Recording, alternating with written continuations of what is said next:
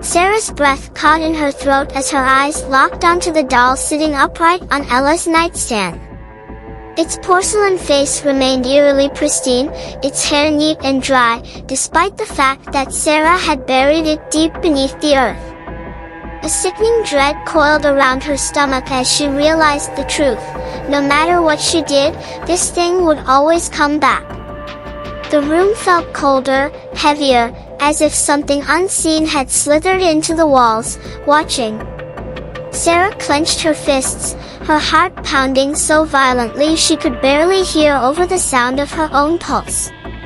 She had done everything, burned it, drowned it, even buried it miles away, and yet, here it was, untouched, as if mocking her feeble attempts to rid their lives of its sinister presence. Ella stirred beside her, stretching her arms and rubbing her sleepy eyes.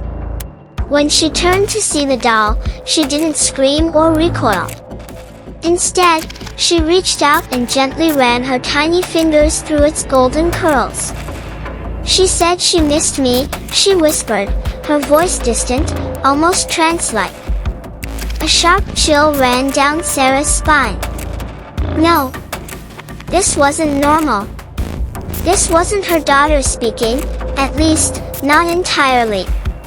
Without thinking, Sarah snatched the doll away, her grip tight and unyielding. As soon as her fingers made contact, a searing heat burned through her skin, forcing her to nearly drop it. But dolls weren't supposed to feel warm, especially not warm like this. It was as if something inside of it was alive. She needed to act fast. Sarah bolted out of bed, rushing into the kitchen, her mind frantic. She yanked open drawers, searching for something, anything, that could put an end to this nightmare.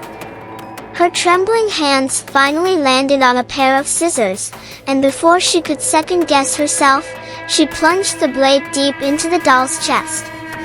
The moment metal met fabric, an ear-piercing scream erupted from its tiny mouth, a sound so inhuman, so guttural, that it sent Sarah crashing to her knees.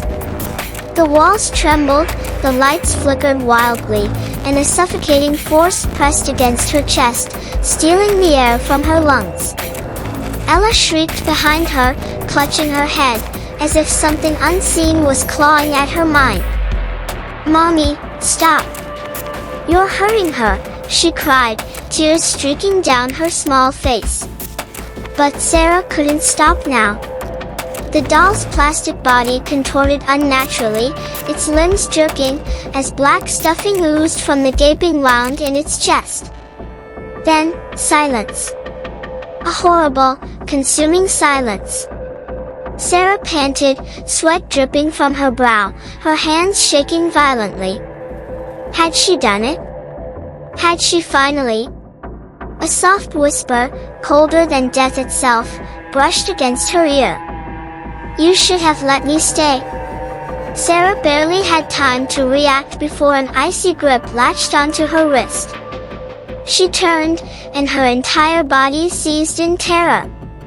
The little girl from the beach, the one she had seen that night, the one whose face had haunted her dreams, stood inches away, her waterlogged skin sagging, her hollow eyes black as the void. The air thickened with the scent of the ocean, rotting seaweed, damp wood, decay. Sarah tried to scream, to run, but she couldn't move. The girl's grip tightened, her fingers digging deep into Sarah's flesh, sending waves of unbearable cold through her veins. "I just wanted a friend," the girl whispered, her voice laced with something ancient, something not of this world. Then, behind her, Ella gasped, a deep, strangled sound, as if the air had been sucked from her lungs. Her tiny body went rigid, her eyes rolling back before snapping open, revealing nothing but black voids where her bright blue irises used to be. Sarah's heart plummeted. "No," she choked, rushing toward her daughter, but the girl's grip held her in place. Ella's lips twisted into a slow, creeping smile, a smile that wasn't hers. Her small hands clenched into fists before she tilted her head, her voice eerily soft, layered with something else, something ancient and drowned. "Mommy," she whispered, her lips barely moving. "Can I play now?" Sarah's world shattered. 1 year later, Sarah sat in the rocking chair, watching her daughter play, or at least, the thing that looked like her daughter. Ella still had the same golden curls, the same small frame, the same big blue eyes. But she wasn't Ella anymore. Not really. Something else had taken root inside of her, something that watched, that waited. She never laughed the same. Never cried. Never blinked as often as she should. And worst of all, she never let go of that damn doll. The same one Sarah had destroyed over and over, only for it to return, untouched, as if nothing had ever happened. She didn't know how much of her daughter was left inside that small, fragile body, or if there was anything left at all. Sarah gripped the arms of the chair, her nails digging into the wood. She had failed.